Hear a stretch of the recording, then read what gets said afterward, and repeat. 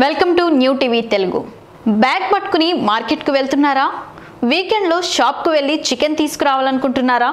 అయితే మీరు షాక్కి గురి కావాల్సిందే. ఎందుకంటే గతంలో ఎప్పుడూ లేని విధంగా చికెన్ ధర ఆల్ టైమ్ హైకి వెళ్ళింది. చికెన్ ముక్క లేనిది ముద్ద దిగదు కొందరికి. మెనూలో చికెన్ వంటకం ఉండాల్సిందే. కానీ గత కొద్ది రోజులుగా కొండెక్కి కూర్చున్న చికెన్ ధరలు వినియోగదారులకు చుక్కలు చూపించాయి. ఏపీ, తెలంగాణ రాష్ట్రాల్లో చికెన్ ధరలు భారీగా పెరిగాయి. గత వారం వరకు కిలో చికెన్ రేటు 250 నుంచి 280 రూపాయల మధ్య ఉండగా ఇప్పుడు మరింత పెరిగి కిలో ఏకంగా 300 రూపాయలు పలుకుతోంది. మరో 15 రోజులు ఇదే పరిస్థితి ఉంటుందని వ్యాపారులు అంటున్నారు.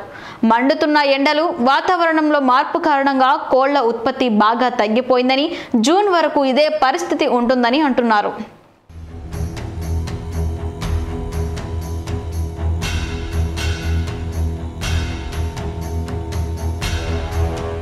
మాంసం ప్రియులకు ఇది నిజంగానే చేదు వార్త.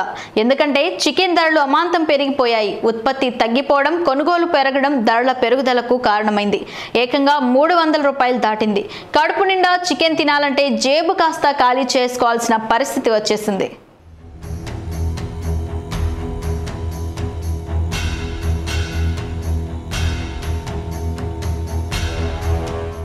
గ్రేటర్ హైదరాబాద్లో గత ఆదివారం స్కిన్లెస్ కిలో 270 రూపాయల వరకు ఉండగా ఇప్పుడు 40 రూపాయలు పెరిగింది. కోళ్ల దానా, రవాణా ఖర్చులు కూడా భారీగా పెరిగాయని, ఇవి కూడా రేట్లు పెరగడానికి కారణమంటున్నారు వ్యాపారులు. ఇప్పటికే పెరిగిన కూరగాయలు, పప్పుల ధరలకు తోడు కోడి కూడా సామాన్యుడికి అందనంటోంది.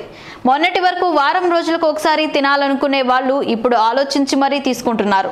నెలకు 4 సార్లు తినేవాళ్ళు 2 సార్లు తింటున్నారు. బడ్జెట్ను దృష్టిలో పెట్టుకుని అనవసరపు ఖర్చులను తగ్గించుకుంటున్నారు. ఎవరైనా బంధువులు వచ్చినా నాన్ వెజ్ పెట్టలేకపోతున్నామన్న బాధ పేద మధ్యతరగతి కుటుంబాల్లో స్పష్టంగా కనిపిస్తోంది. బిర్యానీ, కర్రీ పాయింట్లలోనూ గిరాకీ తగ్గిందని చెబుతున్నారు వ్యాపారులు.